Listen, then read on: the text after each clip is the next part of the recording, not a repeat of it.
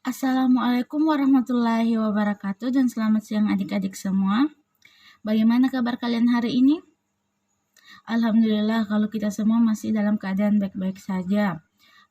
Untuk hari ini apakah kalian sudah siap untuk memulai pelajarannya? Ya baik.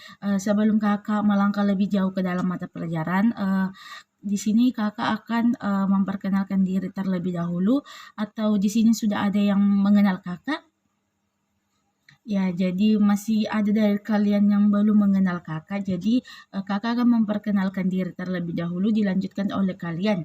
Kakak akan mengabsen nama kalian satu persatu, kemudian silahkan kalian berdiri, lalu perkenalkan diri kalian secara detail, seperti misalnya nama panggilan ataupun dengan tempat tinggal kalian. Ya, jadi perkenalkan, nama kakak Risma Syam. Untuk beberapa pertemuan ke depan kakak yang akan mengajar kalian. Jadi adik-adik, karena kita sudah saling kenal, pertama-tama itu kakak akan mulai dari kontrak perkuliahan, di mana kontrak perkuliahannya ini untuk kehadirannya sendiri itu kakak beri 10%, di mana keterlambatan yang akan kakak beri itu maksimal 10 menit saja. Harus dengan alasan yang logis atau masuk akal. Jangan karena terlambat bangun, terlambat ini, terlambat itu kakak tidak akan terima dan kakak akan alpakan kalian. Oke?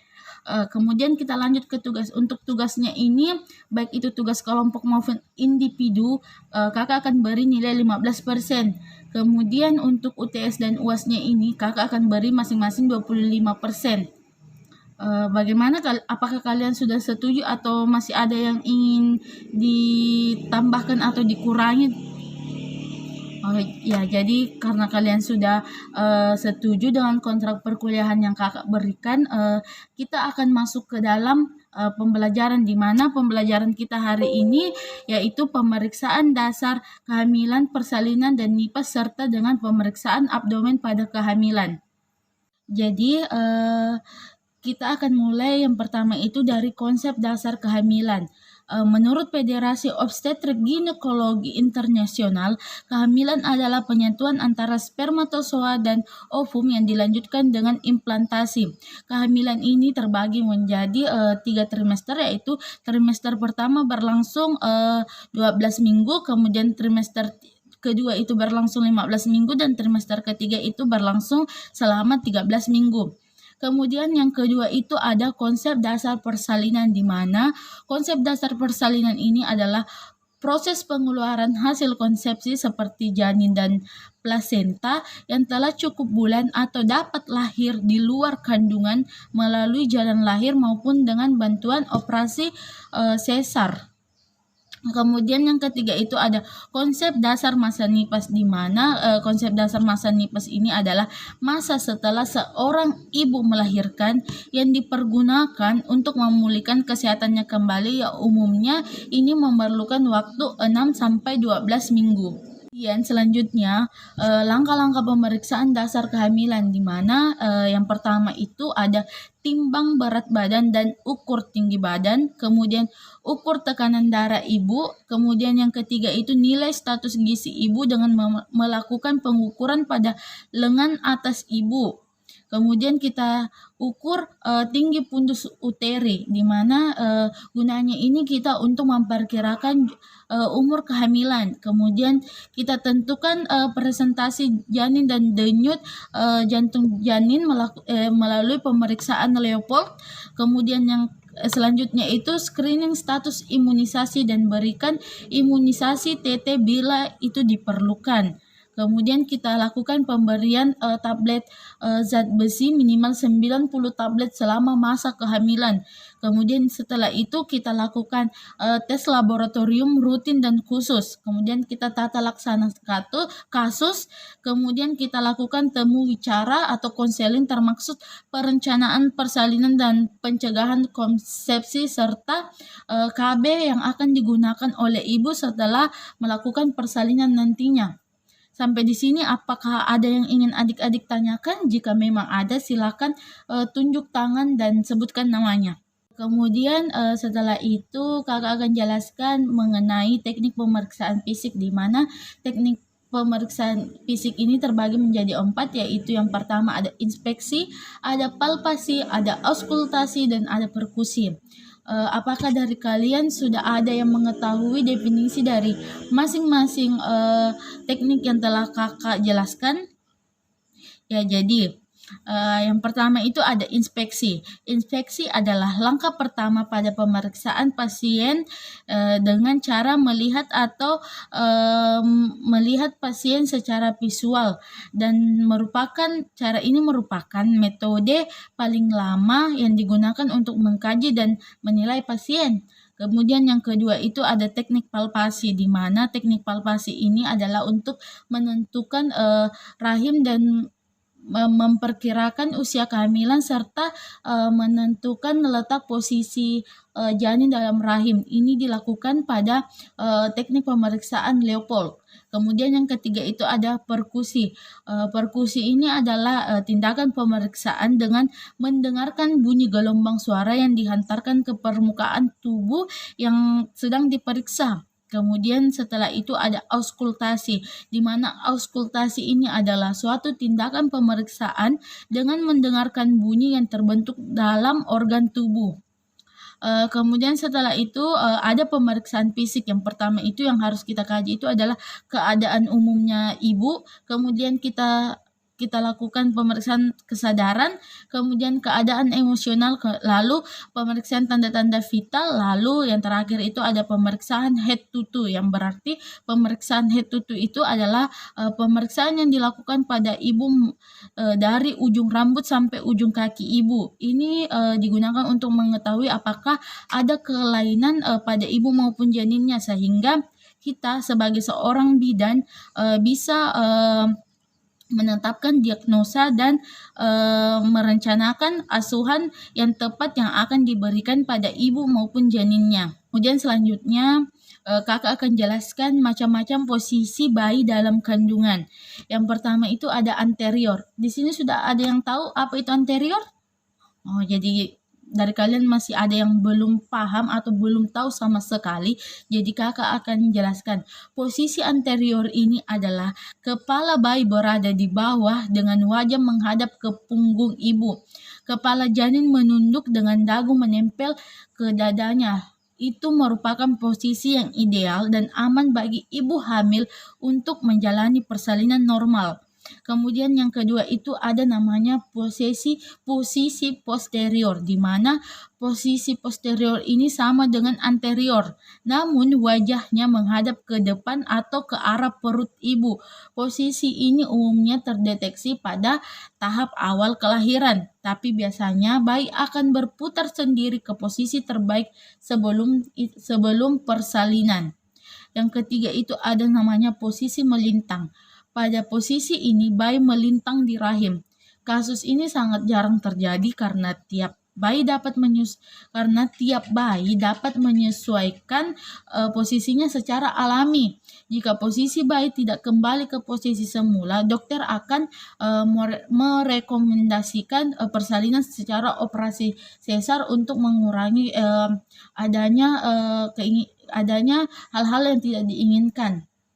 Kemudian yang keempat itu ada namanya posisi sungsang. Posisi sungsang ini ditandai dengan bokong bayi atau kaki bayi berada pada bagian bawah rahim. Posisi ini sangat jarang terjadi karena dengan alamiahnya sendiri itu bayi akan berputar secara alami.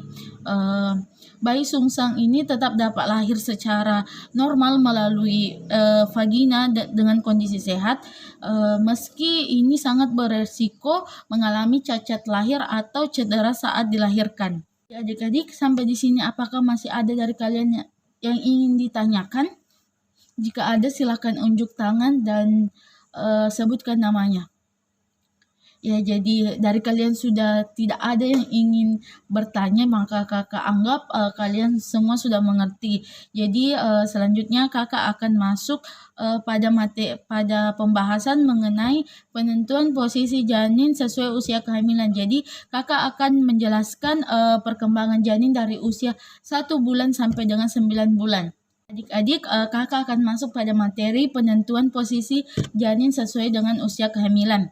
Kakak akan mulai dari perkembangan janin 1 bulan, di mana perkembangan janin pada 1 bulan ini memang belum terlalu kelihatan bentuknya, berhubung bentuknya masih embrio, sehingga gerakan janin ini masih belum terlihat jelas. Jika seorang ibu melakukan pemeriksaan USG, kehamilan hanya akan terlihat seperti setitik hitam di tengah kantung kehamilan. Besarnya masih seukuran biji kacang hijau. Meski baru setitik hitam saja, tapi jika diperbesar, organ janin sudah banyak yang terbentuk. Janin akan membentuk 3 lapisan yang nantinya bisa membentuk organ-organ tubuh. Kemudian yang kedua itu ada perkembangan janin pada usia 2 bulan.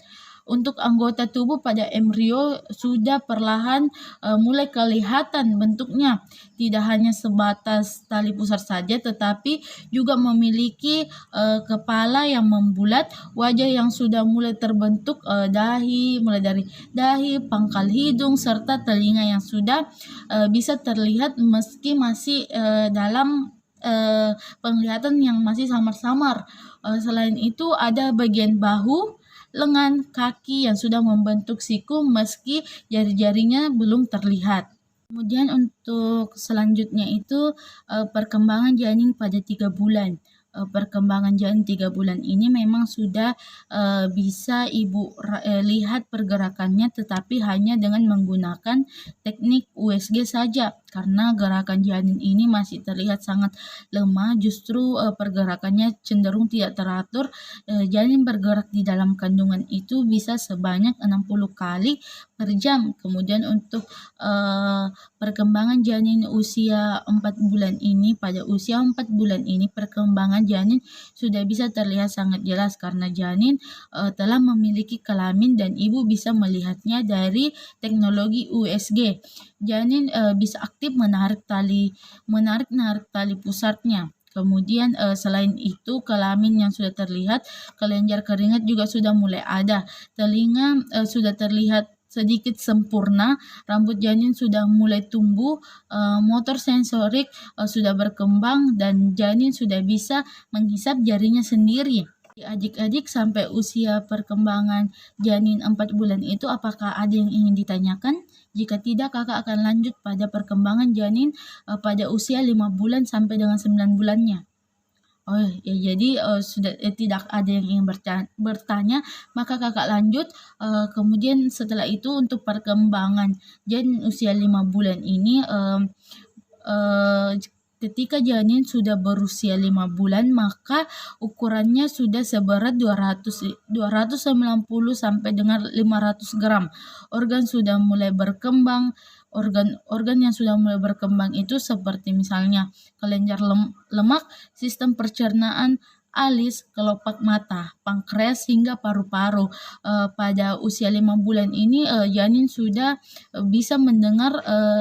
juga bisa mendengar detak jantung ibunya.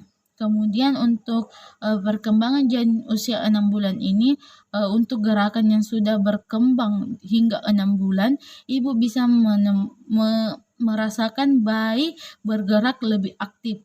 Perkembangan pada usia 6 bulan ini ditandai dengan otak dan mata yang mulai aktif. Sidik jari pada bayi juga sudah terbentuk. Kemudian serta kelima indranya sudah lebih sempurna dari sebelumnya. Perkembangan janin dan gerakan janin juga akan lebih tanggap pada suasana hati serta bisa mendengarkan suara ibu dan ayahnya dengan meresponnya itu melalui dengan gerakan. Kemudian untuk usia perkembangan janin 7 bulan ini, di bulan ke-7 perkembangan janin dan gerakan janin terbilang sangat pesat. Bisa dikatakan janin sudah membentuk manusia kecil dan jenis kelamin sudah bisa terlihat dengan jelas. Di saat janin berusia 7 bulan, ia sudah bisa membuka dan menutup matanya. Tangan dan kakinya akan akan tumbuh terus-menerus, paru-paru pada sistem dan paru-paru serta sistem pencernaannya sudah mendekati kata sempurna. Proses janin dan gerakan pada janin 7 bulan ini sangat bisa berubah-ubah karena kepalanya bisa terus berputar. Kemudian kakak akan lanjut pada perkembangan usia 8 bulan. Perkembangan janin pada usia 8 bulan yang ada dalam kandungan ditandai dengan janin yang lebih sering menggeliat dan menendang-nendang. Tenggorok bayi juga sudah lebih membesar meski masih sangat lentur. Sedangkan tulang-tulang pada tubuh janin sudah mulai mengeras. Pada saat ini biasanya ibu akan mengalami sesak napas dan sering buang air kecil karena adanya tekanan pada pencernaan dan kandung kemih. Tapi di sini ibu tidak perlu khawatir karena hal tersebut adalah hal yang sangat lazim pada saat menjelang memasuki bulan ke-9. Kemudian untuk perkembangan janin pada usia 9 bulan ini adalah